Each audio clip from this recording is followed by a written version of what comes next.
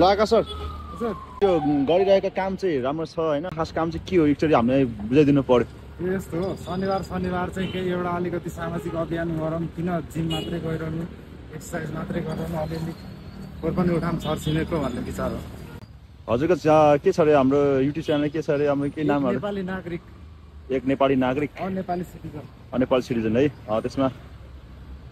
गरिराख्नु भएको छ लगातार हाम्रो आकाशजीले उहाँको एउटा च्यानल पनि छ युट्युब च्यानल त्यसपछि तपाईको फेसबुक अनि इन्स्टाग्रामहरु पनि छ है उहाँ चाहिँ एक नेपाली नागरिक भन्ने त्यस्तै एउटा अब अभियानमै भनौँ न त्यसमा लागिरहेछ ऊ अलि एक्लैले गरिरहेछ हैन उसले गरेको कामहरु यो ठाउँको चाहिँ एकदमै फोहोर रहेछ कि यहाँ यो यस्तो फोहोर छ है तपाईको हेर्नु त यहाँ यस्तो छ अब यो अब महानगरपालिकाले खास हेर्नु पर्ने हो हैन अब के अब एक नेपाली नागरिक भइसकेपछि चाहिँ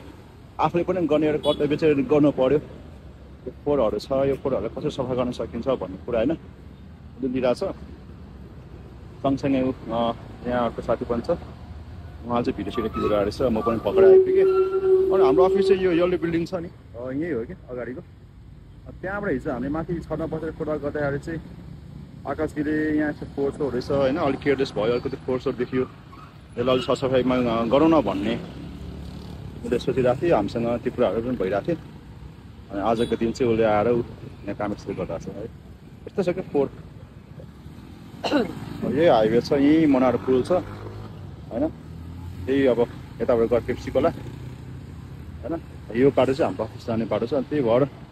यो अलिक फोहोर सोहोर देखेर यत्रो फोहोर छ अब आधा दिनभरिमा कति टाइम लाग्ने भयो हैन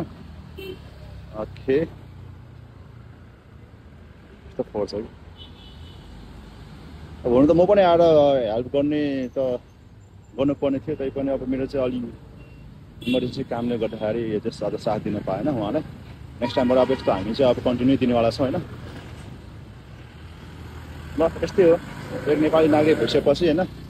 नेपाली नागरिकले सोच्नुपर्ने कुराहरू सधैँ अब महानगरपालिकालाई मात्रै गरेन सरकारले मात्रै गरेन भन्नु पनि पाएन नि होइन त्यो आफूले गर्न सक्ने चिजहरू चाहिँ आफूले पनि गर्नुपर्छ भन्ने चाहिँ उसको चाहिँ मेन कन्सेप्ट नै त्यही हो कि